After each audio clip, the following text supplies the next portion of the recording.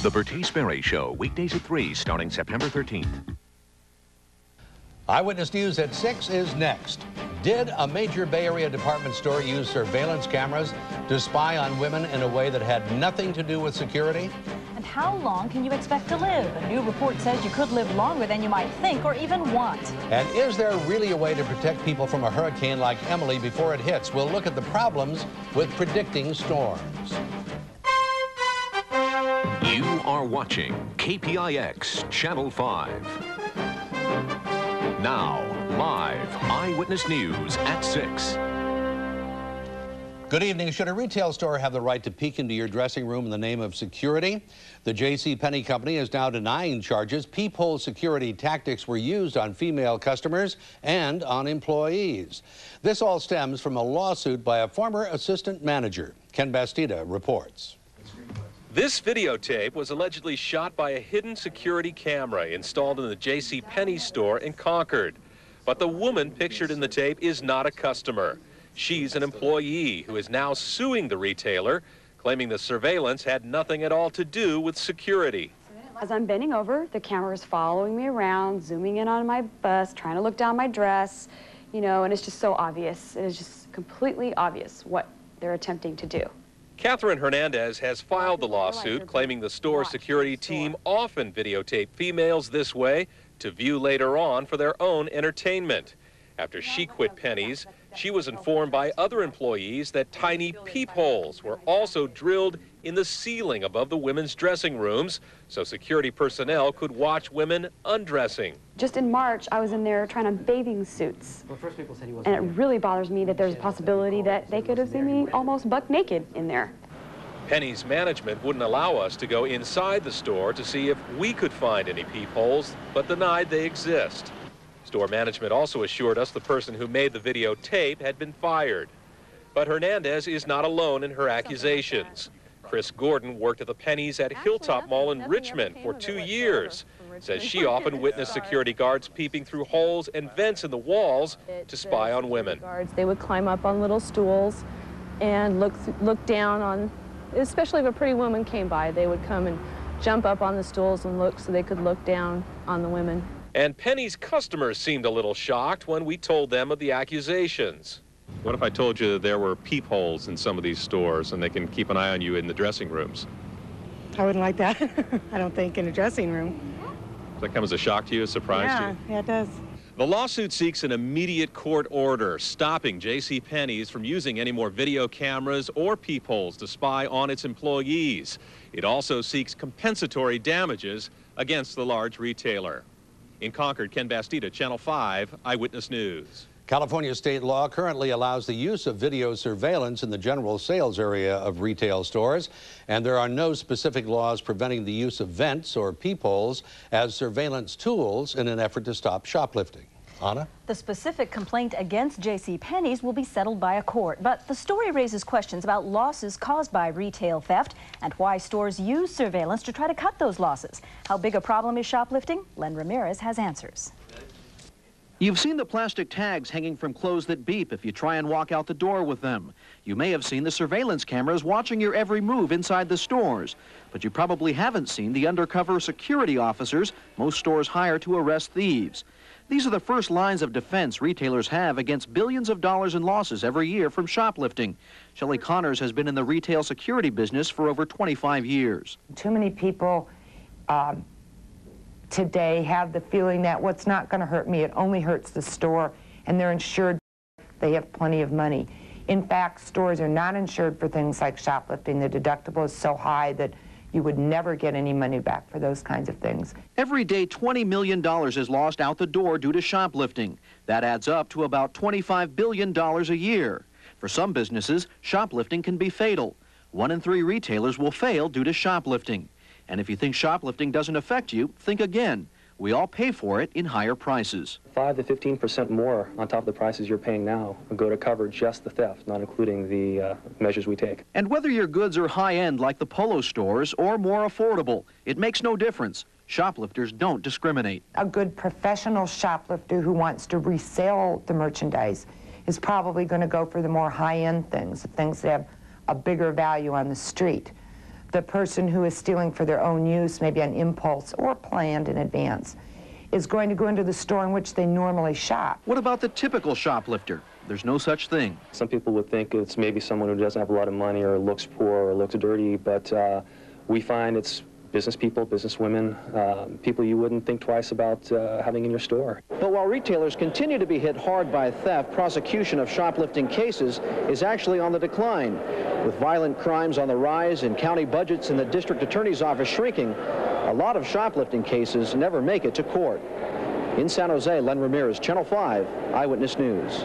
Who steals the most? Len was told that it isn't just customers who steal. Employees are involved in almost half of all shoplifting.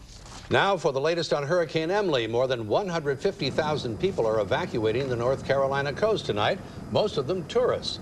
Also, forecasters now are warning Hurricane Emily may be a threat to Virginia, Maryland, and Delaware.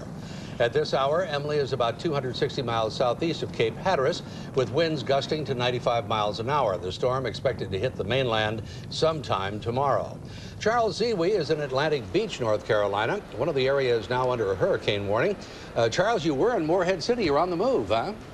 Well, David and Anna, we're out here on the Barrier Islands where we're told by the forecasters this could be very close to the center where Emily comes ashore, basically because they're taking another look at it. Storm's tracking a little bit more west than north right now. That may change tomorrow. It may change an hour from now. But right now, we're close to what could be called ground zero. Now, thousands of people have been on the move all day today and into tonight here. As you said, more than 150,000 people got off those Barrier Islands today, causing tremendous traffic jams and clogging the roads headed away from the ocean. Emily is expected to stay more or less over the Outer Banks unless, as we have been told tonight, it could take a little bit more of a westerly jog and head more in toward areas like Morehead City and New Bern, etc. Now, what that means is that thousands of people also have been boarding up and getting ready for the storm, not taking any chances with this one, especially after seeing the pictures last year from Hurricane Andrew in South Florida. They have spent this day doing what they can to protect their, in some cases, permanent residences. Most of these homes, however, are vacation homes that are rented out to people from various parts of the country. Forecasters are saying that when and if Emily comes ashore, it could be pushing as much as a 7 to 10 foot flood tide out ahead of it. Those flood tides and that storm surge that's building up out in the Atlantic caused a lot of young people today to get out there and enjoy the surf and do what they can to make a good thing out of this before the potential disaster happens tomorrow. Back to you. All right. Thank you, Charles. Well, with new technologies and more sophisticated techniques, forecasters have made huge strides in predicting when and where hurricanes will strike. But it's still not an exact science.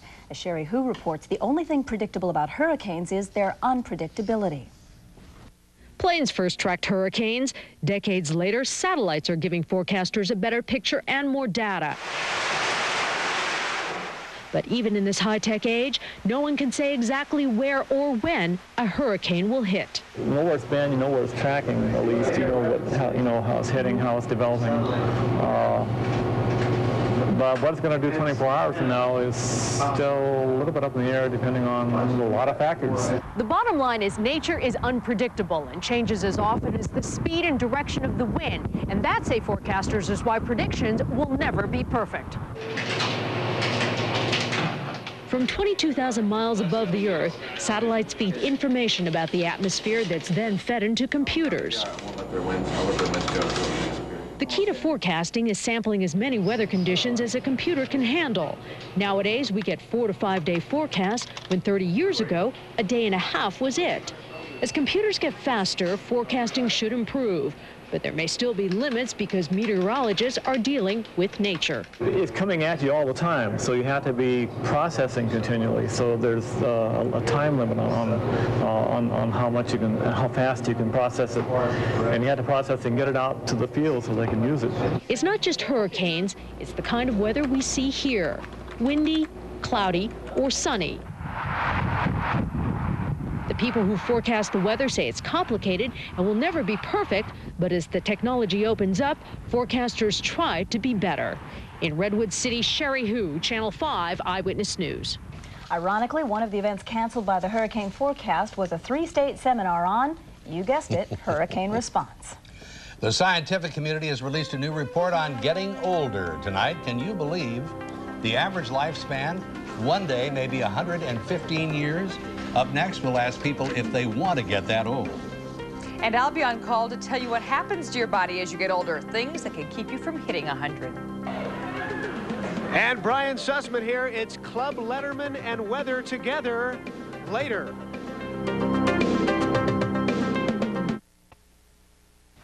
Today, a professor at Oxford is claiming that if we're careful and lucky in science, we soon could be living to age 115. Well, count your lucky stars and white hairs before you decide whether you think that's good news or not. Here's Tony Russomanno. I probably will live to be about 95. That's what I... The talk around the Mahjong table at San Jose's Cypress Senior Center today is the report that scientific advances and a healthier lifestyle could mean people will routinely live to 115 years old.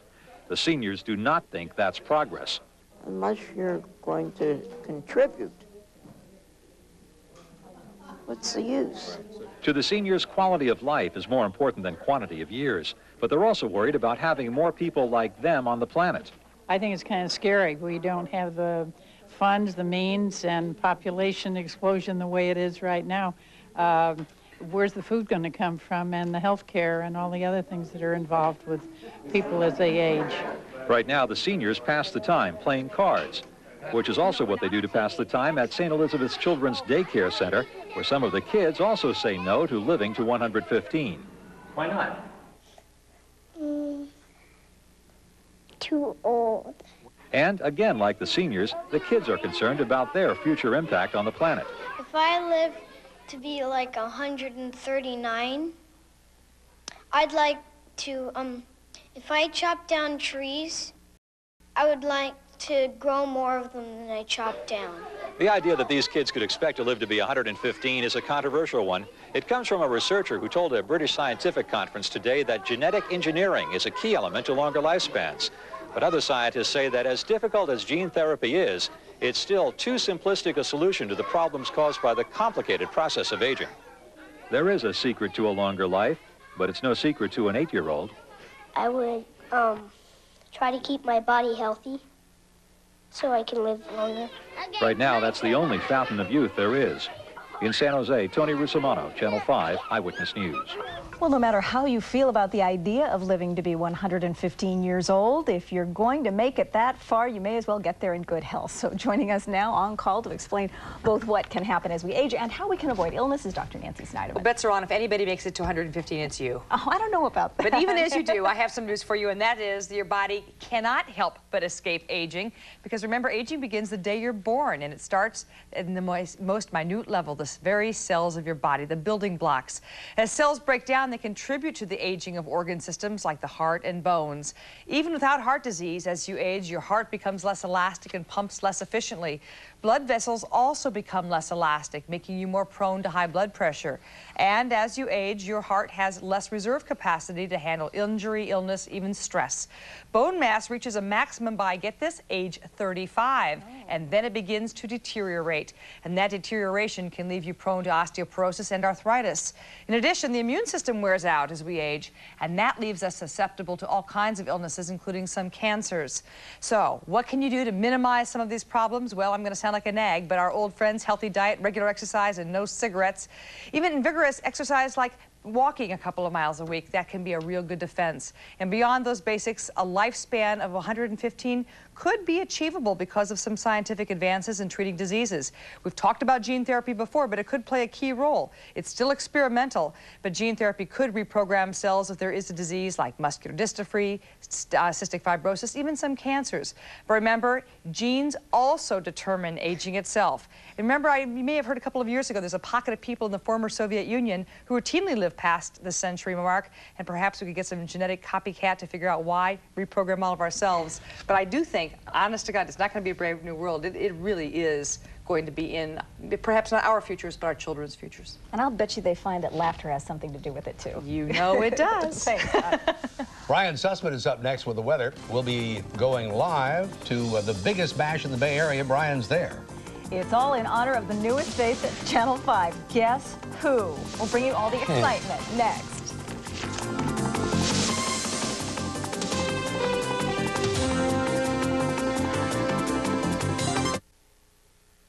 Brian Sussman's over at Club Letterman in San Francisco. A lovely day for a Letterman launch, isn't it? Hey, I think any day would be a lovely day for a Letterman launch, Dave. We're really looking forward to this one.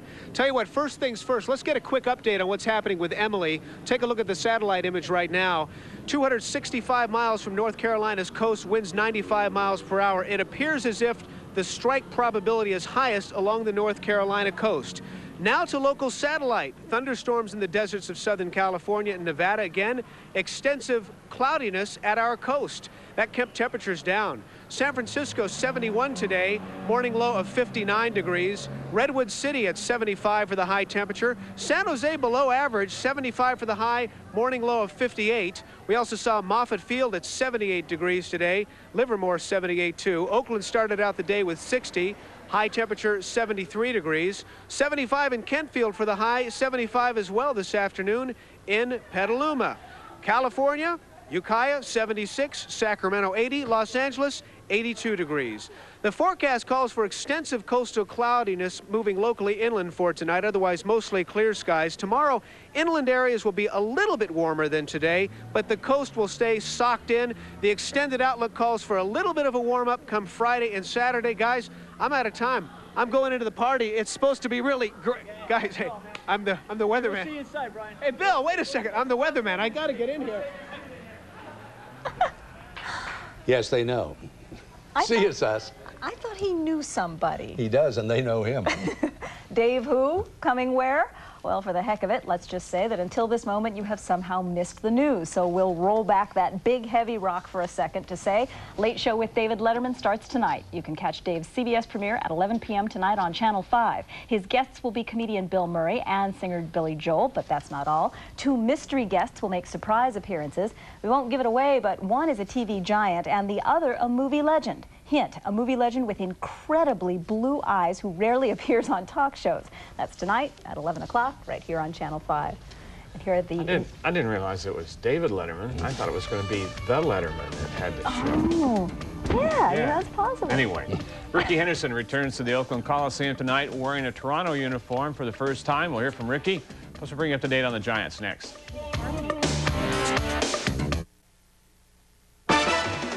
Questions about sports?